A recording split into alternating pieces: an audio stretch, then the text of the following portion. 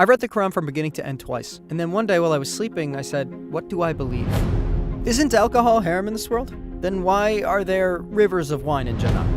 Brother, a 5-year-old kid is being raped and murdered. Okay, you rewarded the baby and sent her to heaven, but what about the ones left behind here? Tell me, what's the kid's fault at this point? It's rape, brother, it's rape. All this mess, seeing people suffering, little girls being raped at such a young age and dying, it all put me off my religion. And from being a man.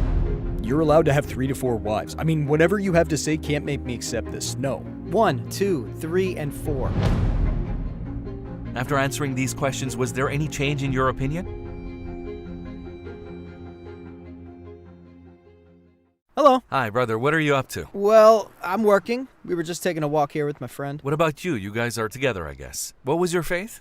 My faith? I believe there is a creator, but I don't believe the rest of it. When did you first start thinking this way? Were you a Muslim before? Yes, I've read the Quran from beginning to end twice until I was 17. I never missed a Friday prayer until then. One day, I saw something on the news. On the bottom floor of a 5-floor apartment, there was a family with 3 children, and that building collapsed. 2 kids on the bottom floor died. And then I thought, if we live in a Muslim society, if our God is merciful, then why does he let these kids die like this? Why does God let them die buried under wreckage? So you're asking if God is merciful? Firstly, what do we think about death? When we hear that someone has died, we think that there is cruelty. Although if we saw death as a door opening to eternal life, which Islam says it is, then death is only a ticket for you to pass through that door. When the kid dies, no matter how the kid dies, what happens? The child goes to heaven. What does Allah do to the baby? Rewards him with heaven. Does the kid know about this situation? The child doesn't even know. So in the case of a death that is rewarded with heaven, can we say anything like, why did that kid die, or why did he die horribly? Going to heaven is already a gift for the baby. What about people dying in pain then? Brother, think about your worst nightmare, okay? Think about the worst one. Let's say you feel like that the dream goes on for 80 years. Your most painful dream. Then you wake up after a dream. Aren't you able to forget it with just one glass of water? You easily forget.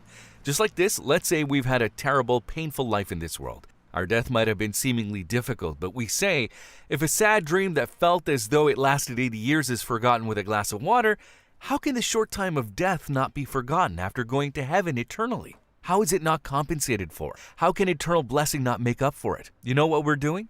We're looking at things as they seem, superficially. But when you think about it, behind everything you see is a bigger picture. There could be so much more blessing than we see. Brother, a 5-year-old kid is being raped and murdered. Okay, you rewarded the child by gifting heaven, but then the real punishment begins for the ones that are left behind. Who are the ones being punished? The mom and dad. Exactly. The family of the 5-year-old. Of course, they're the ones that suffer. What's the reason behind this child's death? It's rape, brother, it's rape. All this mess, people suffering, little girls being raped at such a young age and dying, it all put me off my religion, plus my manhood, because men are doing these things. The creation of evil is not evil. The act of evil is evil. Which means, let's say we invented a knife, okay? Why do we invent the knife? So that people can benefit from it, right? Now, let's say someone used this knife to stab someone and kill them. Can you say, you inventing this knife is evil? No, brother, it's how you used it which is evil. Correct? And I'm saying it's not evil for Allah to create something. For example, He created a man and He created free will and created compatibility with the opposite sex. He created sexuality. He created sexual intercourse. God's creation of man, His will, giving him power and giving this desire is not evil. The way you use this to direct it to something immoral is evil.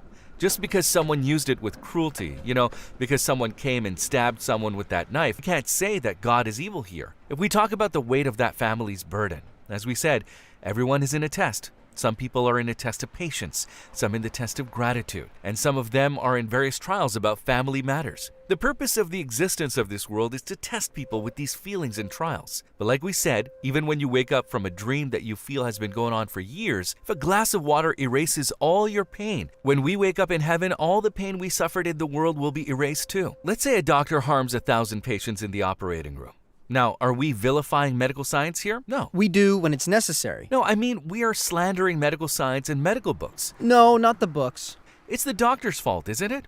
I don't just look at this situation and say all doctors are bad. Similarly, if we criticize the religion of Islam by looking at people's mistakes, this would not be the right approach. Yes, people are wrong. I get angry too, but you know what? I'm taking steps to rectify this situation.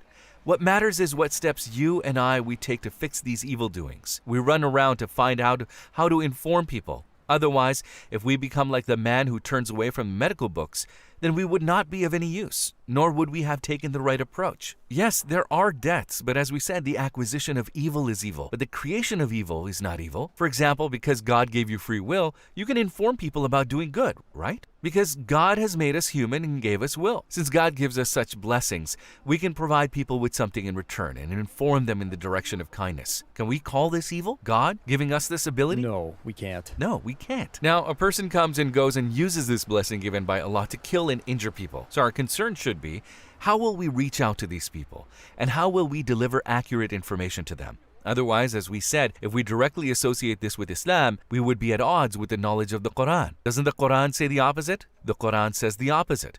If a person is doing this, it means that they have not followed the Quran. For example, isn't alcohol haram in this world? So why are there rivers of wine in heaven? The issue of haram and halal originates from Allah calling it bad or good. For example, if Allah says something is haram, it is haram. If He says it is halal, it's halal. So it's not related to it being bad or good. Since we're on the testing field and are in a universe, we must use our minds. Because look, we're making an inference here. We're trying to find Allah, right? Allah calls that bad in this world. Then what about heaven? Since Allah does not say something is haram, it's not haram there. Of course, Allah will say some things are haram and some are halal. You will go to heaven or hell based on your choices. This is required in this place. It's a test venue. Are we going to have a test in heaven? There are no tests in heaven. If Allah already determines whether something is good or bad, it is not surprising that God made wine halal there. Right? You will no longer be in a trial. You can have 3 to 4 wives, no matter what you say to me, brother. No matter what rule of God or whatever you explain, I cannot accept it. You can actually love someone else after one relationship ends, but 1, 2, 3, and 4. Does the Quran require polygamy? No. In the verse it says, you can marry up to 4, so it doesn't make it compulsory. It sets a limit of 4. And He says, but if you fear that you will not be fair, then marry only 1. Do you know what it says in the other verse? And you will never be able to be fair in feeling between wives, even if you should strive to do so. So what is it that the Quran is saying? The Quran tells you to marry 1. Then to the next verse. What did the other verse say? You can marry up to 4. And what's the point of this? Brother, the Quran is a universal book. If such a situation occurs due to the circumstances, man is given this opportunity. Like what? World wars are breaking out, right? Who dies in world wars? Men or women? Usually men. Men are dying. What happens when men die? The women to men ratio increases. With polygamy being permissible in the Quran, the family concept can continue. What did the Quran say? You can marry up to 4? The Quran already supports monogamy, but if circumstances require it, like in the case of a war, there's a limit of up to 4 women. So it's not forbidden, and so that people can start a family, and so they can return to normality again. In other words, we should not forget that the Quran is universal. The religion of Islam and the Quran is suitable for and applies to every period, every circumstance and event. We spoke, trying to find answers together, talked about verses of the Quran, etc. After answering these questions, has there been a change in your mind? Just one thing. You said kindness and I said mercy. They mostly match. My point is, brother, what matters is humanity. Let's not lose our humanity. Seriously, we need humanity, especially during these times. Being a Muslim is great, honestly, just like you said. It was a really genuine conversation. Then if our opinions are mutual for the most part, your friend is already a Muslim too. What if you reverted to Islam and continue researching and questioning the Quran? And my team and I can help you through your research whenever you need it. Let me tell you this. By the way, it was a nice conversation. Thank you. I appreciate it. If anything I said came across as offensive, forgive me. I'll do some research based on what you said. I promise. I'll do more detailed research on it. But I want to say one more thing. Let's not lose our humanity. No more kids, no more girls, no more women should die.